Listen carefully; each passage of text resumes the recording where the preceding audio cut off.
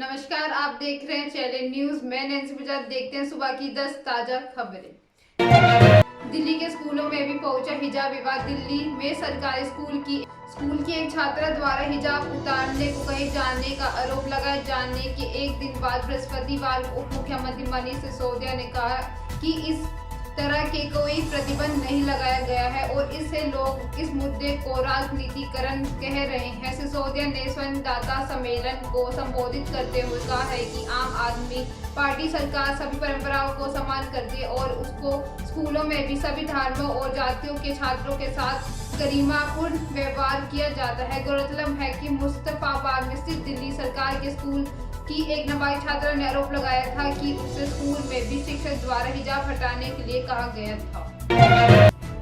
बिहार के खगड़िया में सीजर बम विस्फोट। बिहार के खगड़िया में गुरुवार को सीजर बम विस्फोट हुआ है जिसमें कई बच्चे समेत 1 दर्जन लोग झुलस गए। बम धमाका तब हुआ जब कचरा बीनने वाले कचरा लेकर अपने घर में रख रहे थे। इसी दौरान घर में कचरे के साथ इसके विस्फोट होने से आसपास कई लोग घायल हो गए। घायलों को सदर अस्पताल में भर्ती कराया गया जिसमें एक बच्चे समेत 2 लोग गंभीर रूप से झुलसे हैं जिन्हें बेहतर इलाज के लिए भागलपुर रेफर किया गया है। घटना टाउन इलाके के बकरी बस स्टैंड रोड महादलित टोला के है। धमाके के बाद घटनास्थल को चारों तरफ से खाली करा लिया गया है। पत्नी से मारपीट से तंग आकर पति के टुकड़े किए। इंदौर में दर्दनाक घटना देखने को मिली है। यहाँ एक महिला ने पति को गला घोंटकर मार डाला। उसके शव को काटकर दफना दिया। उसका सिर दर्द और हाथ पैर अलग अलग जगह ठिकाने लगा। इसका खुलासा तब हुआ जब 19 साल के बेटे ने नशे में अपने दोस्तों को इस बारे में बताया। उसने कहा कि मम्मी ने पापा की हत्या कर बाथरूम में गाड़ दिया। पूछताछ में पता चला है कि पति उससे आए दिन मारपीट करता था। इसके बाद सुनीता ने अपने एक दोस्त के साथ मिलकर उसकी हत्या कर दी।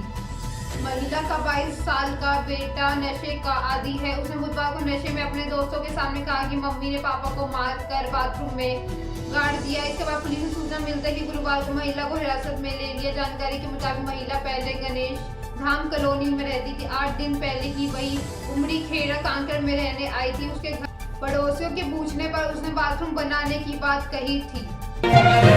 पति को नाश्ता लाने भेजकर भागी पत्नी। शादी के नाम पर लगातार ठगी के मामले सामने आ रहे। एक बार फिर से एक युवक शादी के नाम पर लुटेरी दुल्हन का शिकार हो गए। शादी के 1 महीने बाद लुटेरी दुल्हन मोबाइल, नकदी, जेवर और कपड़े लेकर फरार हो गए। मामला जिले के राजनगर दलपतपुरा गांव का है। यहाँ सोहन लाल अहिरवार ने शादी के लिए परिचित हरदास अहिरवार से लड़की दिखाने को कहा था। हरदास ने उसे सतना की पुष्पा देवी अहिरवार के बारे में बताया और उसे दिखाने के नाम पर 10,000 रुपए मांगे। रुपए देने के बाद हरदास उसे 10 जनवरी को रीवा के दिनेश साकेत को घर ले गया। दिनेश ने लड़की की फोटो दिखाई और कहा कि सतना में तुम्हारी शादी करवा देंगे। इसके बाद 11 जनवरी को सोहन लाल अपने परिवार, रिश्तेदार हरदास और दिनेश के साथ सतना पहुंच गया। जहांगीरवा के माता मंदिर में दोनों की शादी करवाई। शादी के बाद पूरा परिवार छतरपुर चला गया।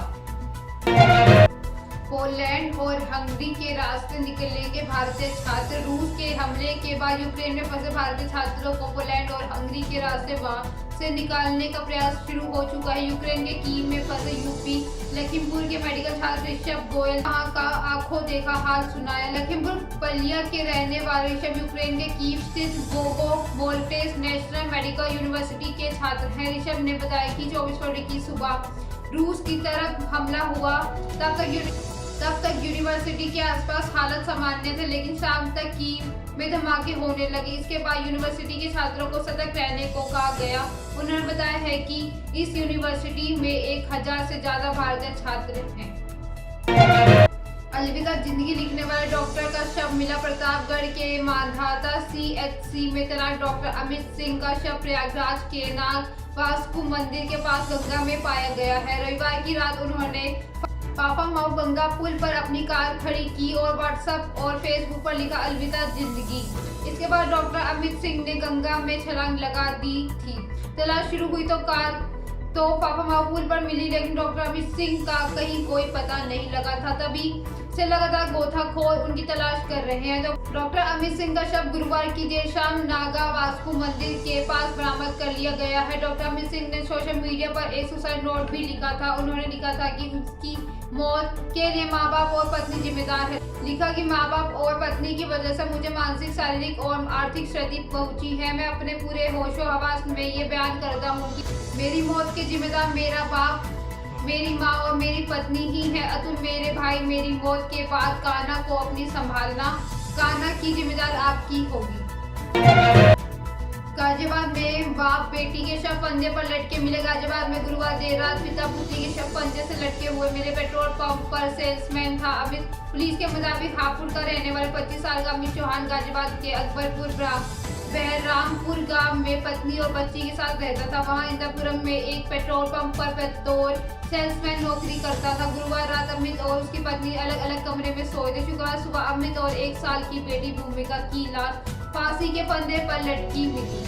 अमित की पत्नी ने शोर मचाया तो पड़ोसी इकट्ठा हो गए। इसके बाद सूचना देकर विजयनगर थाने की पुलिस को मौके पर बुलाया गया। अमित की पत्नी ने पुलिस को सिर्फ इतना बताया कि पारिवारिक विवाद के चलते दोनों में रात 2 बजे तक झगड़ा हुआ था। इसके बाद पति पत्नी अलग अलग कमरे में सो गए थे। शुक्रवार सुबह सोकर उठने के बाद ये सब पता चला कि फिलहाल आशंका जताई जा रही कि पारिवारिक कलह के बाद अमित ने मासूम बेटी का मुंह दबाकर उसकी हत्या कर दी और फिर खुद सुसाइड कर लिया। पुलिस ने दोनों शवों को पोस्टमार्टम के लिए भेज दिया। पुलिस मर्डर और सुसाइड दोनों एंगल पर जांच कर रही है।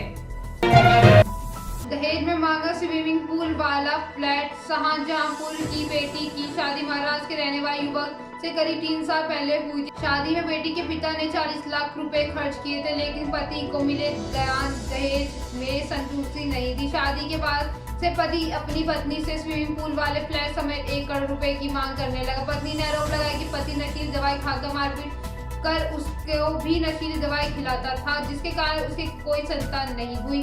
तहरीर के आधार पर थाना सदर बाजार पुलिस के अन्य आरोपी समेत 5 लोगों के खिलाफ रिपोर्ट दर्ज कर जांच शुरू कर दी है।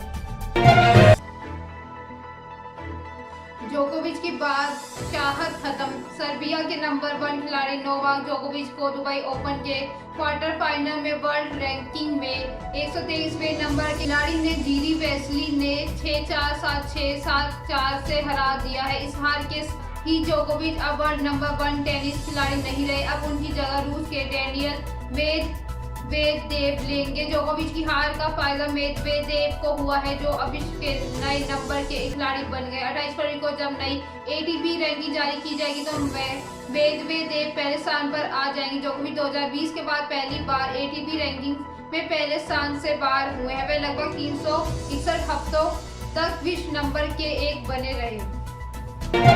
ईडी की पूछताछ में जैकलिन फर्नांडिस का खुलासा। कॉनमैन सुकेश चंद्रशेखर के मनी लॉन्ड्रिंग केस में रोज नए खुलासे हो रहे हैं। अब हाल ही में ईडी की पूछताछ में जैकलिन ने खुलासा किया है कि सुकेश और मैं रिलेशन में थे। वही एक्ट्रेस ने बताया है कि सुकेश ने डायमंड रिंग देकर मुझे प्रपोज किया था। ईडी की रिपोर्ट के मुताबिक एक्ट्रेस ने पूछताछ में बताया है कि मैंने सुकेश से करोड़ों रुपए के गिफ्ट लिए थे क्योंकि मैं रिलेशनशिप में थे। सुकेश ने मुझे डायमंड रिंग देकर प्रपोज किया था। इस रिंग में जे और एस बना हुआ था। बता दें कि सुकेश ने एक्ट्रेस को एसुपेल्मा नाम का एक घोड़ा गुच्ची, एक 3 डिजाइनर बैग गुच्ची के 2 जिम वियर, लुई वीटा के एक जोड़ी शूज, हीरो की 2 जोड़ी बालियां और मानिक का एक ब्रेसलेट, 2 हेमिस ब्रेसलेट और एक मिनी कूपर कार शामिल है। ये थी सुबह की 10 ताजा खबरें। ऐसी अपडेट्स के लिए बने रहे हमारे चैनल को लाइक करें, कमेंट करें एंड सब्सक्राइब करना ना भूलें। धन्यवाद।